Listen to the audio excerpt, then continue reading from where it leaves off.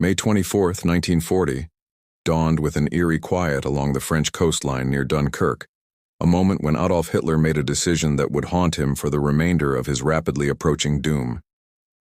The Führer stood in his headquarters, maps spread before him like the entrails of a dying empire he had not yet realized was mortal, and issued an order that military historians would debate for generations.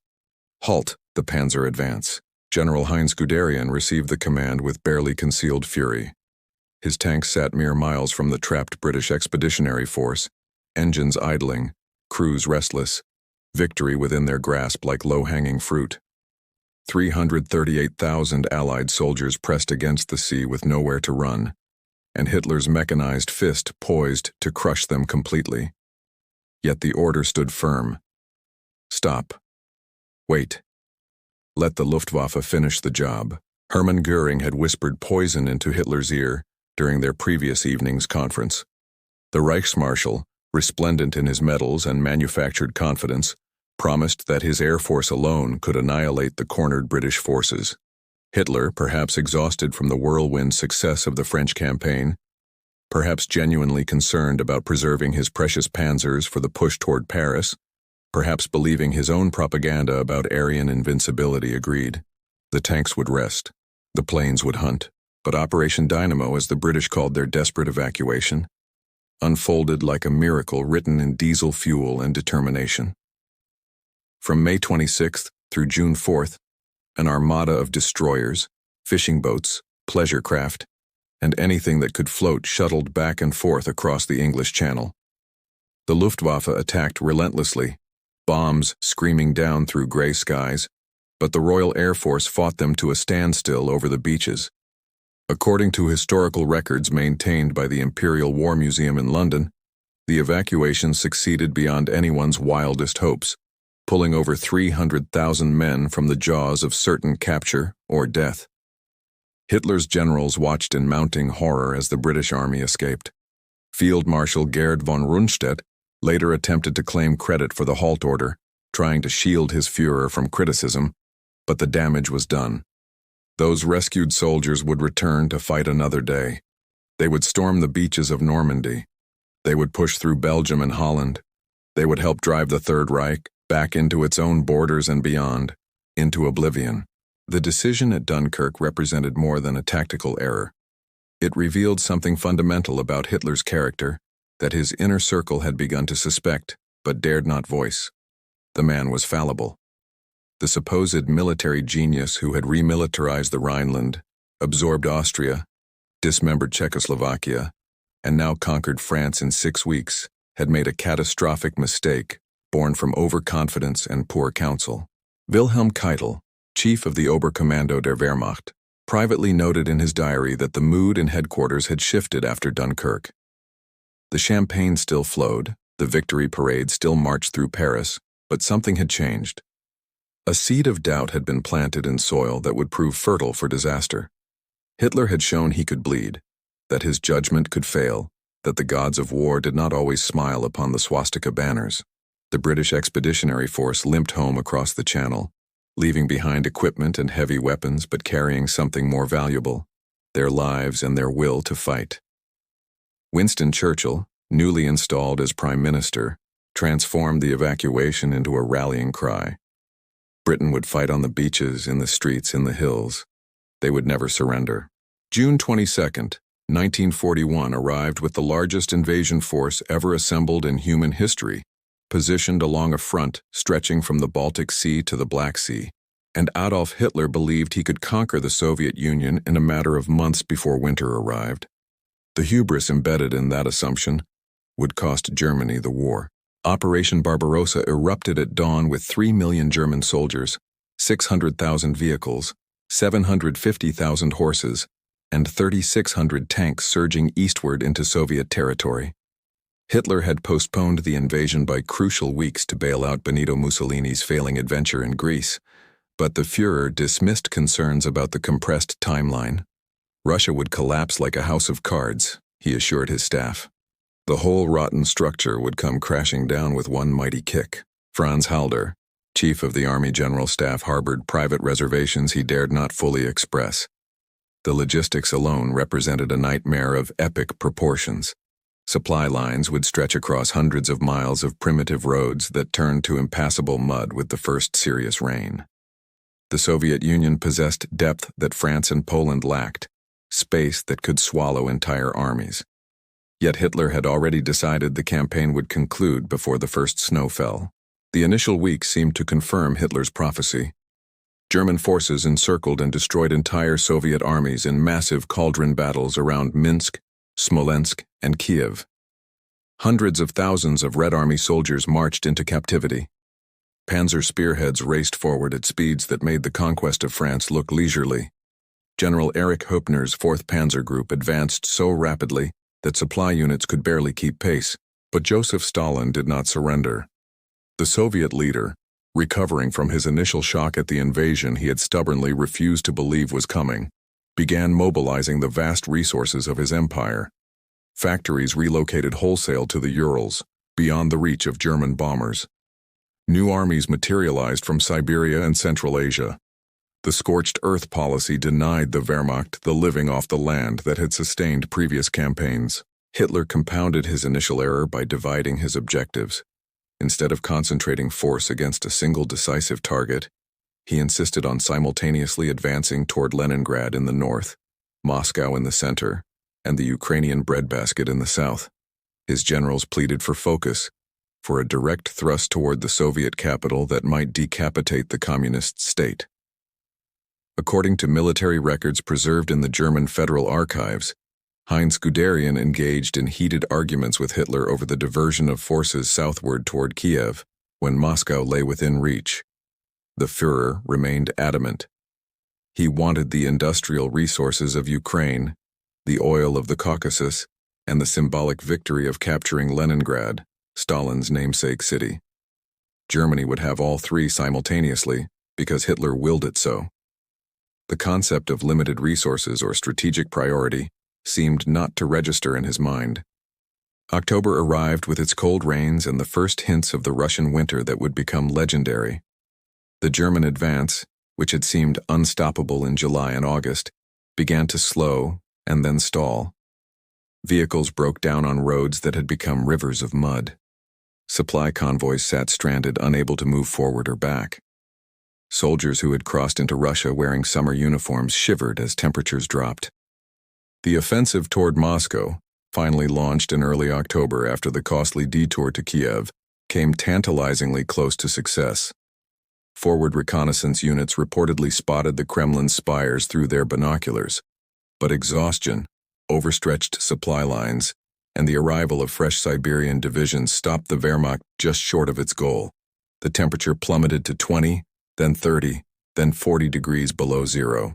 German soldiers froze to death in their positions, literally frozen solid while manning defensive posts. Tank engines refused to start without fires built underneath them. Weapons jammed in the cold. Meanwhile, Soviet soldiers, equipped with winter clothing and weapons designed for the climate, counterattacked. Hitler's summer war had become a winter nightmare, and the man in the Berghof still insisted victory was merely delayed, not impossible. December 11th, 1941 found Adolf Hitler standing before the Reichstag in Berlin, announcing a decision so strategically incomprehensible that his own foreign minister, Joachim von Ribbentrop, had attempted to dissuade him from making it. Germany was declaring war on the United States of America. 4 days earlier, Japanese forces had attacked Pearl Harbor in Hawaii, plunging the Pacific into war. The United States found itself committed to fighting Japan, but technically remained at peace with Germany, despite providing increasing aid to Britain through the Lend-Lease program. Franklin Delano Roosevelt wanted to bring America into the European War, but faced significant isolationist opposition in Congress and among the public. Hitler solved Roosevelt's problem for him. The Tripartite Pact between Germany, Italy, and Japan technically required mutual defense only if one of the signatories was attacked, not if one of them initiated hostilities. Hitler could have legally remained at peace with America while Japan fought alone in the Pacific. Instead, he chose to activate the Alliance Clause and declare war, transforming what had been manageable threats into an overwhelming coalition. Admiral Karl Dönitz, commander of the U-boat fleet, initially welcomed the declaration because it freed his submarines to attack American shipping directly along the eastern seaboard. The second happy time, as U-boat crews called it, saw devastating losses inflicted on unprotected American coastal shipping. Tankers burned within sight of Miami and New York. But Dönitz understood these tactical victories were temporary. America's industrial capacity, once fully mobilized, would bury Germany under an avalanche of ships, planes, and weapons. Albert Speer, who would soon become Minister of Armaments, privately calculated the impossibility of Germany's position. According to post-war testimony recorded during his trial at Nuremberg, Speer had access to intelligence estimates of American production capacity. The numbers were staggering. The United States could outproduce the entire Axis combined in virtually every category of military hardware. One American factory might equal the output of Germany's entire aircraft industry. Hitler dismissed such concerns with his typical contempt for economic reality. He believed in the primacy of will over material factors. German soldiers, racially superior and ideologically committed, would defeat the mongrel American forces regardless of numerical disadvantages. The Führer had convinced himself that the United States was a degenerate nation, weakened by democracy and racial mixing, incapable of martial excellence. This catastrophic misreading of American character would prove as deadly as any military blunder. The industrial giant that Hitler dismissed as incapable of serious warfare began producing Liberty ships faster than U-boats could sink them. American factories that had built automobiles retooled to build tanks and aircraft at a pace that seemed impossible. The Boeing plant in Seattle produced B-17 Flying Fortress bombers on assembly lines that operated around the clock. The strategic situation transformed overnight. Britain, which had stood alone against Germany for over a year, suddenly had a powerful ally with unlimited resources. The Soviet Union, bleeding and desperate, would receive American trucks, food, and equipment that kept its armies mobile and fed. Germany now faced enemies to the east and west, with America's industrial might preparing to rain destruction from the air. Wilhelm Keitel later testified that he sat in stunned silence during the cabinet meeting where Hitler announced his intention to declare war on America. The chief of the Wehrmacht High Command understood that Germany now faced an unwinnable war against opponents whose combined resources exceeded the Axis by orders of magnitude. But no one dared contradict the Führer when his mind was made up. Part 4. Stalingrad and the Obsession with Prestige.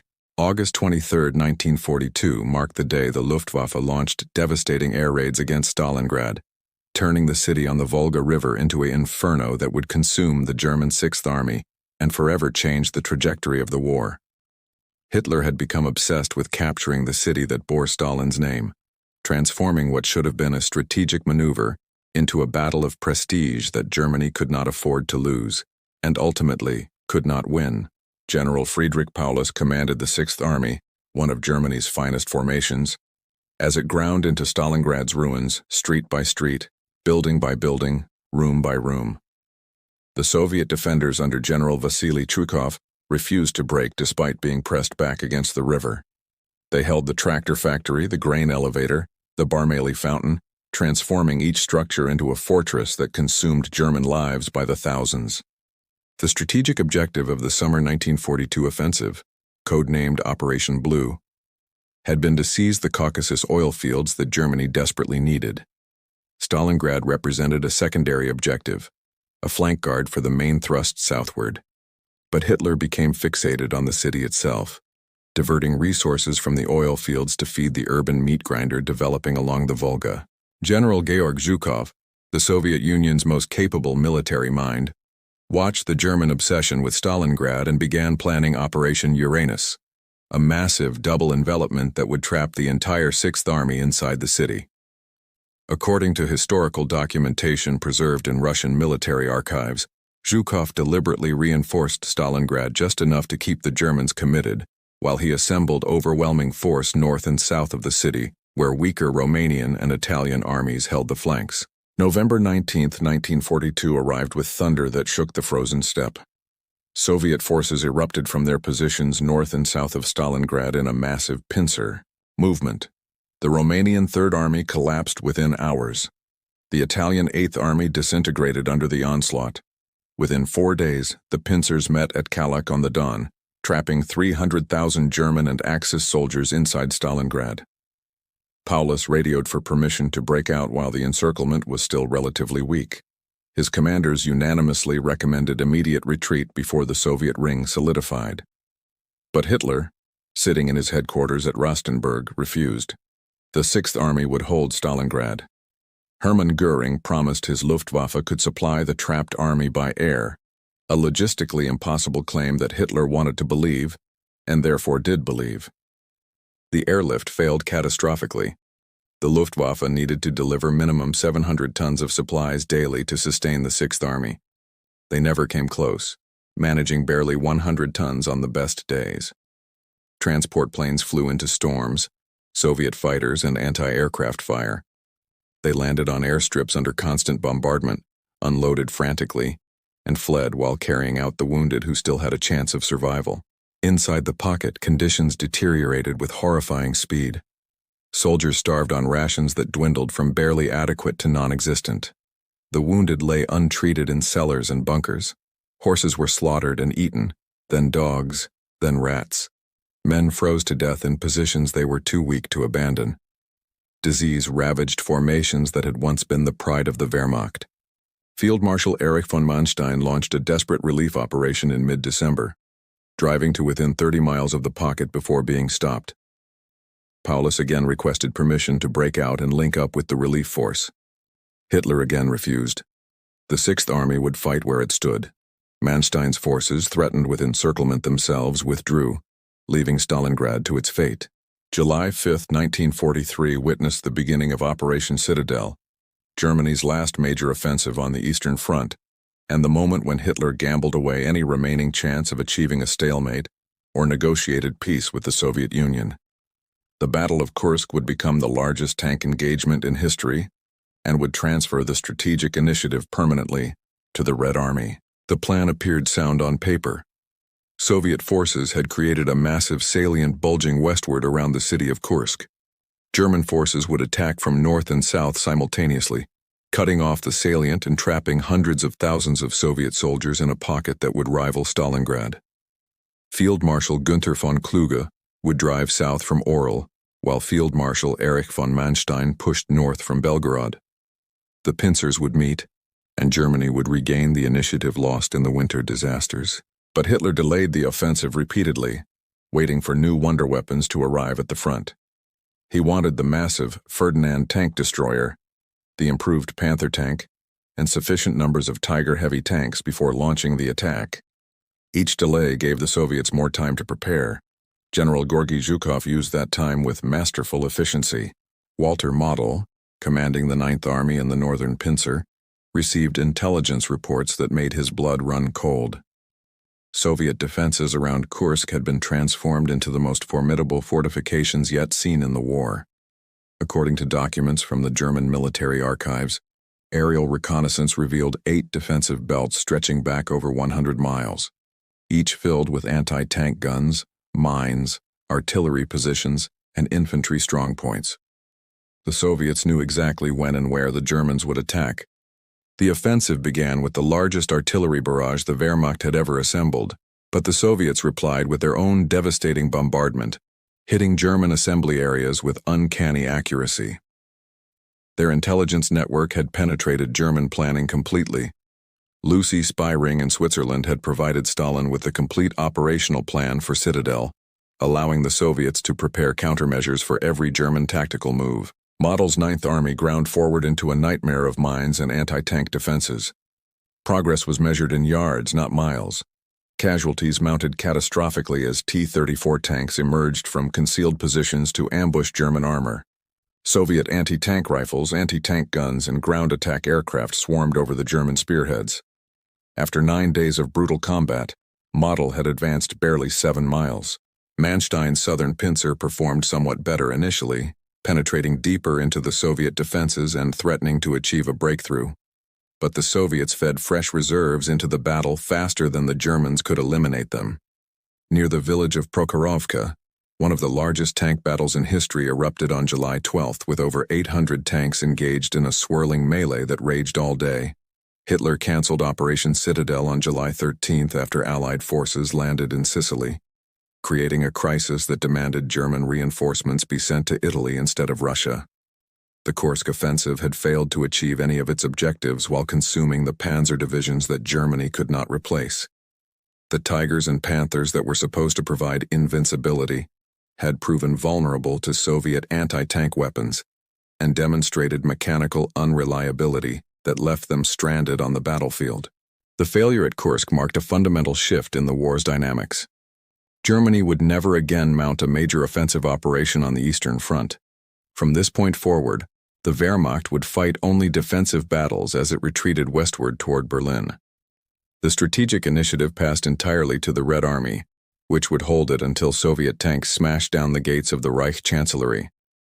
June 6, 1944 exploded with the thunder of thousands of naval guns pounding the Normandy coastline, and Adolf Hitler's Atlantic Wall, the supposedly impregnable fortress that would throw any invasion back into the sea, began to crumble under the weight of Allied firepower and German confusion. The Führer had spent years and enormous resources constructing coastal defenses, but his fundamental misunderstanding of where and how the invasion would come condemned those preparations to irrelevance. Field Marshal Erwin Rommel had warned repeatedly that Germany must defeat the invasion on the beaches within the first 24 hours or lose the war. The Desert Fox understood that Allied air superiority meant German panzer reserves could not move during daylight without being destroyed from above. According to historical records from the German Federal Military Archives, Rommel pleaded for permission to position armored divisions close to the most likely landing beaches, particularly in Normandy. Hitler refused. The Führer remained convinced the main invasion would come at Pas-de-Calais, the narrowest point of the English Channel, where Dover faced France across less than 30 miles of water. Germany's best divisions sat waiting near Calais for an invasion that never came, victims of one of the most successful deception operations in military history.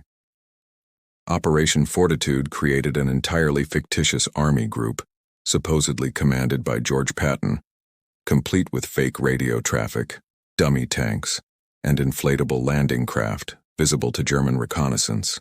When the first reports of paratrooper drops and beach landings in Normandy reached German headquarters during the early morning hours of June 6th, Hitler was asleep, and his staff refused to wake him. The Führer had been keeping increasingly erratic hours, staying awake late into the night and sleeping until midday. By the time Hitler awoke and could be briefed on the situation, Allied forces had established footholds on 5 beaches. Even then, Hitler remained convinced Normandy was a diversion. The real invasion would still come at Calais. He refused to release the panzer reserves, keeping them frozen in place by orders that could only be countermanded by the Führer himself. General Leo Geyer von Schweppenberg, commanding Panzer Group West, fumed at the delay but could not move without authorization from the Supreme Command. The 21st Panzer Division, positioned close enough to potentially intervene on D-Day, received conflicting orders that left it paralyzed during the crucial hours when it might have driven British forces back into the sea at Sword Beach. By the time German armor finally began moving toward Normandy, Allied fighter bombers turned the roads into killing zones. Entire columns were destroyed, vehicles burning like torches, tanks abandoned by crews who fled into ditches and woods. Rommel, who had been in Germany visiting his wife for her birthday when the invasion began, raced back to France and took personal command of the defense. But the Desert Fox could see the situation was already hopeless. Allied forces poured men and material across the beaches faster than German defenders could contain them. The vaunted Atlantic Wall, with its bunkers and obstacles and artillery positions, had been bypassed or overwhelmed in a single day. Hitler's insistence on holding every inch of ground, his refusal to allow tactical withdrawals or elastic defense, doomed the Wehrmacht to fight exactly the kind of battle it could not win. German units were ordered to defend fixed positions where Allied naval guns and aircraft could methodically destroy them. Any attempt to maneuver or retreat was forbidden, turning mobile panzer divisions into static pillboxes. July 20th, 1944 brought Colonel Klaus von Stauffenberg into a conference room at Hitler's headquarters in Rastenburg, East Prussia, carrying a briefcase containing a bomb that would detonate minutes later, but fail to kill the Führer, setting in motion a purge that would deprive Germany of some of its most capable military leaders at the moment they were most desperately needed. The failed assassination attempt marked the point where Hitler's paranoia completed its transformation into systematic destruction of the Wehrmacht's command structure. Stauffenberg, a decorated officer who had lost an eye, his right hand, and 2 fingers of his left hand in combat, had concluded that Germany's only hope for survival lay in removing Hitler and negotiating peace with the Western Allies before the Soviet Union overran Central Europe. He represented a conspiracy of military officers, diplomats, and politicians who saw the war was lost and hoped to salvage something from the wreckage of the Reich. The bomb exploded at 12:42 in the afternoon, blowing apart the conference room and killing 4 men. But Hitler survived, protected by the heavy oak table that absorbed much of the blast, and by chance, someone had moved Stauffenberg's briefcase to the far side of the table's thick support.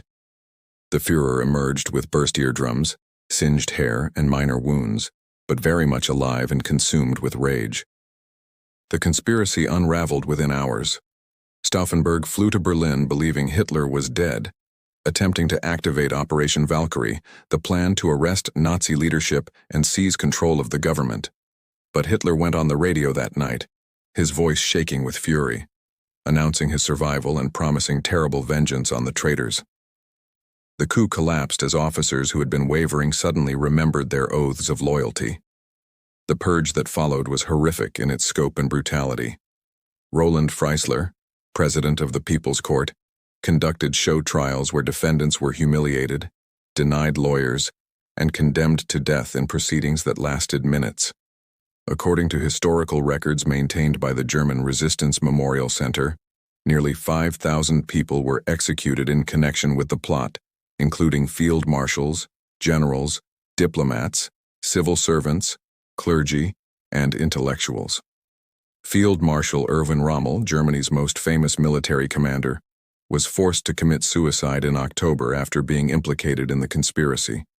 Whether Rommel had actual knowledge of the plot remains debated by historians, but Hitler's paranoia could not tolerate even the suspicion of disloyalty from such a prominent figure. Rommel was given the choice: face trial and certain execution with reprisals against his family, or take poison and receive a state funeral with his family's safety guaranteed. General Ludwig Beck, former chief of the German General Staff who had opposed Hitler's aggressive policies since before the war, was shot after a failed suicide attempt following the coup's collapse. General Friedrich Olbricht, who had coordinated the military aspects of the conspiracy, was executed by firing squad that same night. Dozens of other officers were hanged with piano wire from meat hooks, their deaths filmed on Hitler's orders so he could watch them die. The purge devastated the Wehrmacht's leadership at a critical moment. Competent commanders were replaced with fanatical loyalists who owed their positions to ideological reliability rather than military skill. Officers who might have provided sound tactical advice learned to remain silent rather than risk appearing defeatist. The professional military class that had built the Wehrmacht into Europe's finest army was systematically destroyed or intimidated into uselessness. Hitler's trust in his generals, never strong, evaporated completely. He inserted himself ever more deeply into tactical decision-making, issuing orders down to battalion level from his bunker in Berlin. The Führer forbade retreats, demanded counterattacks regardless of circumstances, and court-martialed commanders who showed any initiative whatsoever. The German military command structure, already strained, collapsed into dysfunctional micromanagement by a man increasingly detached from reality. December 16, 1944, erupted with German artillery fire that shattered the quiet of the Ardennes forest, launching Hitler's last desperate gamble to split the Western Allies and force a negotiated peace before the Soviet steamroller crushed Germany from the east. Operation Watch on the Rhine, better known as the Battle of the Bulge, represented Hitler's final major offensive operation, and its failure consumed the last reserves that might have defended Germany's borders against the coming Soviet onslaught. The plan was vintage Hitler: ambitious, risky, dependent on perfect execution and favorable conditions, and fundamentally disconnected from reality. German armies would strike through the Ardennes, cross the Meuse River, and drive to Antwerp, cutting off Allied supply lines and trapping 4 Allied armies in a pocket. The Western Allies, faced with disaster, would seek peace terms, allowing Germany to shift all forces east against the Soviets. Field Marshal Gerd von Rundstedt, nominal commander of the offensive, considered the plan fantasy. According to his post-war testimony, Rundstedt labeled it crazy, but lacked the courage or energy to oppose Hitler directly. General Hasso von Manteuffel and General Sepp Dietrich, commanding the 5th Panzer Army and 6th SS Panzer Army respectively, harbored serious doubts, but followed orders. They no longer had a choice. The offensive initially achieved tactical surprise, smashing through thinly held American positions and creating panic in the Allied rear. Bastogne became surrounded, with the 101st Airborne Division and elements of other units trapped inside the strategic crossroads town. German spearheads drove westward, creating the bulge in Allied lines that gave the battle its name. But the offensive depended on capturing Allied fuel depots because Germany lacked petroleum reserves to sustain the operation. German tanks rolled into battle with fuel tanks half empty, counting on seizing enemy supplies. When American forces denied them those depots, the offensive began running out of fuel almost immediately. Abandoned German vehicles littered the roads, out of gas, useless metal sculptures to Hitler's delusion. The weather cleared on December 23rd, allowing Allied air power to enter the battle with devastating effect. Thousands of American and British aircraft swarmed over the battlefield, destroying German supply columns, attacking armor, and making daylight movement suicidal. The Luftwaffe, which Hitler had promised would dominate the skies, managed one significant operation on January 1st before being ground down to irrelevance. General George Patton achieved what many considered impossible, disengaging the Third Army from its positions in the Saarland, wheeling 90 degrees north, and counterattacking into the southern flank of the German penetration within 72 hours. British Field Marshal Bernard Montgomery took command of American forces north of the Bulge, organizing a methodical counterattack that ground down German strength through attrition. By the end of January, the Battle of the Bulge had ended in complete German defeat. The Wehrmacht had lost over 100,000 casualties, including prisoners, along with irreplaceable tanks, vehicles, aircraft, and fuel. These losses could never be replaced. More critically, Hitler had consumed the strategic reserve that might have defended the Oder River and delayed the Soviet advance on Berlin.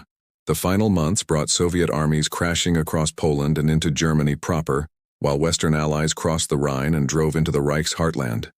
Hitler, trapped in his bunker beneath Berlin, issued orders to armies that no longer existed, moving pins on maps representing divisions that had been destroyed weeks earlier.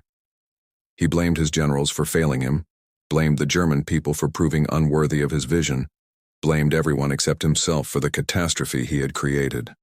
On April 30th, 1945, with Soviet soldiers fighting block by block toward the Reich Chancellery, Hitler committed suicide in his bunker.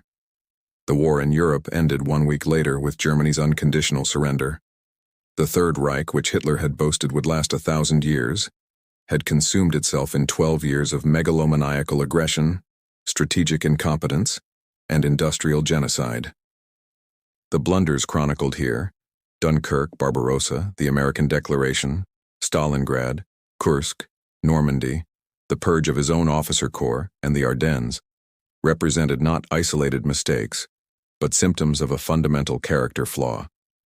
Hitler's inability to accept advice, his insistence on bending reality to match his will, his racist delusions about the fighting qualities of other nations, his strategic impatience combined with tactical rigidity, and his ultimate narcissism made Germany's defeat inevitable once he accumulated enough enemies. The cracks in the Third Reich began showing the moment its armies stopped advancing, revealing that the entire structure rested on nothing more substantial than momentum, fear, and one man's unshakable belief in his own genius. When that momentum faltered, the whole rotten edifice collapsed into the rubble and ashes it so richly deserved.